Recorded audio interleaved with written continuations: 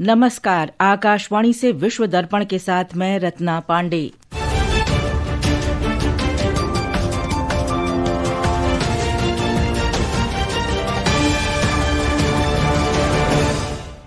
मुख्य समाचार।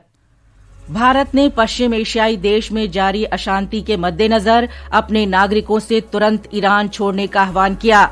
देशव्यापी सरकार विरोधी प्रदर्शनों पर सुरक्षा बलों की कार्रवाई में मृतकों की संख्या 2600 से अधिक हुई। तेहरान ने चेतावनी दी, अगर वॉशिंगटन ईरान में जारी प्रदर्शनों में हस्तक्षेप करता है तो पश्चिम एशिया में स्थित अमरीकी ठिकानों पर जवाबी कार्रवाई की जाएगी। भारत और चीन ने द्विपक्षीय संबंधों को स्थिर करने और पुनर्निर्माण में हुई प्रगति पर चर्चा की। थाईलैंड में एक ट्रेन पर क्रेन गिरने से 32 लोगों की मौत हो गई और न्यूजीलैंड ने राजकोट में खेले गए दूसरे एक दिवसीय क्रिकेट मैच में मेजबान भारत को 7 विकेट से हराया। और अब समाचार विस्तार से।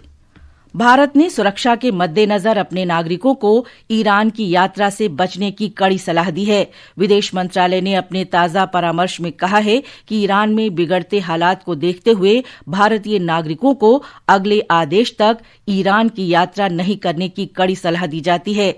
तेहरान स्थित भारतीय दूतावास के परामर्श में भी ईरान में रह रहे भारतीय नागरिकों को वाणिज्यिक उड़ानों सहित परिवहन के उपलब्ध साधनों का उपयोग करके ईरान छोड़ने की सलाह दी गई है। ब्यौरा हमारे संवाददाता से। विदेश मंत्रालय ने अपने परामर्श में ईरान में रहने वाले भारतीय नागरिकों और भारतीय मूल के लोगों से सावधानी बरतने और विरोध प्रदर्शन वाले इलाकों में जाने से बचने को कहा है। ईरान में रेजिडेंट वीजा पर रहने वाले भारतीय नागरिकों को भारतीय दूतावास में रजिस्टर करने की सलाह दी गई है, अगर उन्होंने अभी तक ऐसा नहीं किया है। तेहरान में भारतीय दूतावास के इमरजेंसी हेल्पलाइन नंबर है +98912 8109115 +98912 8109109 +9891281091002 और +989932179359। दूतावास से ईमेल आईडी cons.tehran@mea.gov.in पर ईमेल के जरिए भी संपर्क किया जा सकता है। अनुपम मिश्र, आकाशवाणी समाचार, दिल्ली। विदेश मंत्री डॉक्टर एस जयशंकर ने आज ईरान के विदेश मंत्री सैयद अब्बास अरागची से फोन पर बातचीत की। डॉक्टर जयशंकर ने सोशल मीडिया पोस्ट में बताया कि दोनों पक्षों ने ईरान और उसके आसपास की बदलती स्थिति पर चर्चा की। इस बीच ईरान ने अमरीकी सैनिकों की सहायता करने वाले पड़ोसी देशों को चेतावनी दी है कि अगर अमरीका देश में हो रहे विरोध प्रदर्शनों में हस्तक्षेप करता है तो वो अमरीकी ठिकानों पर जवाबी कार्रवाई करेगा। खबरों के अनुसार ईरान ने अमरीका के सहयोगी देशों से ईरान पर अमरीका के हमले या किसी भी तरह के हस्तक्षेप को रोकने को कहा है। ईरान के विदेश मंत्री अब्बास अरागची और अमरीका के विशेष दूत स्टीव विटकॉफ के बीच सीधी बातचीत निलंबित होने की भी खबर है। अमरीका ने कतर में अल उदीद एयरबेस पर कुछ कर्मचारियों के लिए शाम तक स्थान छोड़ने का परामर्श जारी किया है। ये ईरान में अशांति और क्षेत्रीय तनाव बढ़ने के कारण उत्पन्न सुरक्षा चिंताओं को दिखाता है। ये परामर्श राष्ट्रपति डोनाल्ड ट्रंप के उस बयान के बाद आया है जिसमें उन्होंने कहा था कि अगर ईरानी अधिकारी प्रदर्शनकारियों पर कार्रवाई जारी रखते हैं तो वो तेहरान के खिलाफ सैन्य कार्रवाई के लिए तैयार है। एक रिपोर्ट।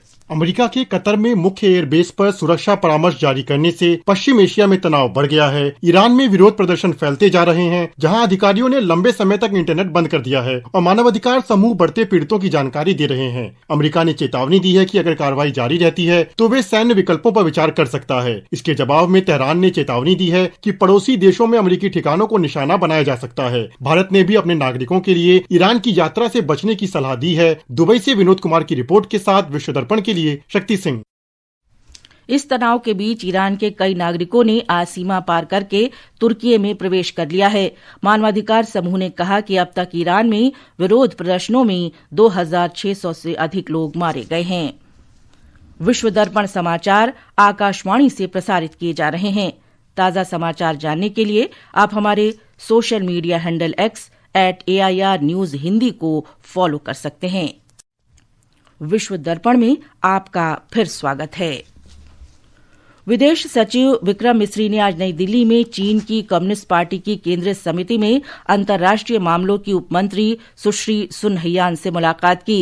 विदेश मंत्रालय द्वारा जारी बयान में कहा गया है कि दोनों देशों ने व्यापार और जन केंद्रित गतिविधियों को प्राथमिकता देते हुए द्विपक्षीय संबंधों को स्थिर करने और पुनर्निर्माण में हुई प्रगति पर चर्चा की।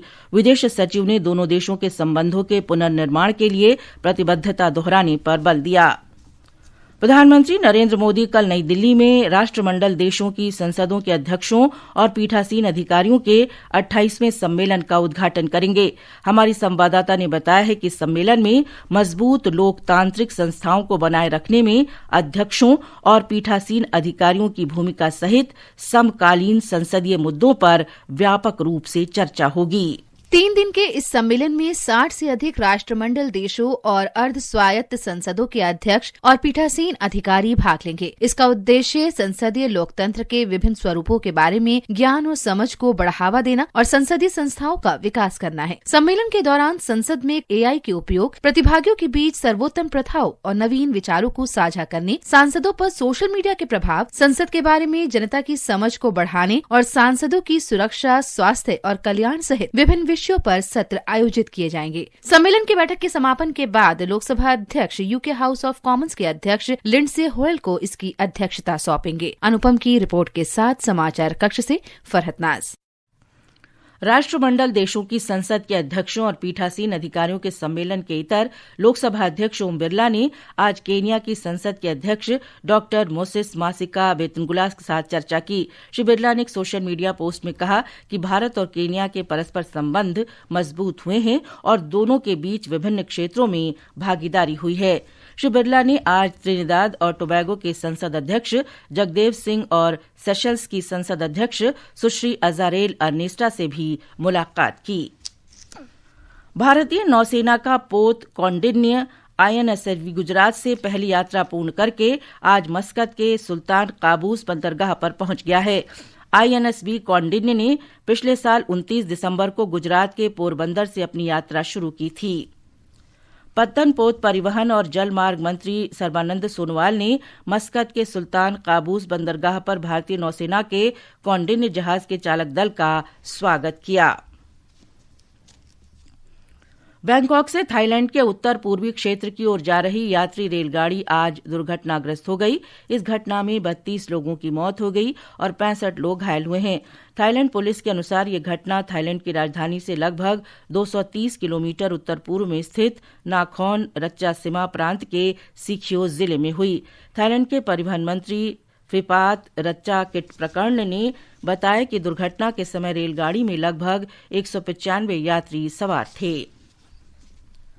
पाकिस्तान के खैबर पख्तूनख्वा प्रांत में आज हुए भूस्खलन में 6 लोगों की मौत हो गई। ये घटना कोहाट जिले में घटी, जहां भूस्खलन के बाद कई लोग मलबे के नीचे दब गए। बचाव दल ने अब तक मलबे के नीचे से 4 पीड़ितों के शव बरामद किए हैं। 3 मैचों की एक दिवसीय क्रिकेट श्रृंखला के दूसरे मुकाबले में न्यूजीलैंड ने भारत को 7 विकेट से हरा दिया है। भारत के लिए 285 रन के लक्ष्य को न्यूजीलैंड ने 48वें ओवर में 3 विकेट पर 286 रन बनाकर हासिल कर लिया। मेहमान टीम के लिए डेरिल मिचेल ने 117 गेंदों में नाबाद 131 रन की शतकीय पारी खेली। अब श्रृंखला 1-1 से बराबरी पर है और श्रृंखला का तीसरा और अंतिम मुकाबला 18 जनवरी को इंदौर में खेला जाएगा। अंत में मुख्य समाचार एक बार फिर। भारत ने पश्चिम एशियाई देश में जारी अशांति के मद्देनजर अपने नागरिकों से तुरंत ईरान छोड़ने का आह्वान किया। देशव्यापी सरकार विरोधी प्रदर्शनों पर सुरक्षा बलों की कार्रवाई में मृतकों की संख्या 2600 से अधिक हुई।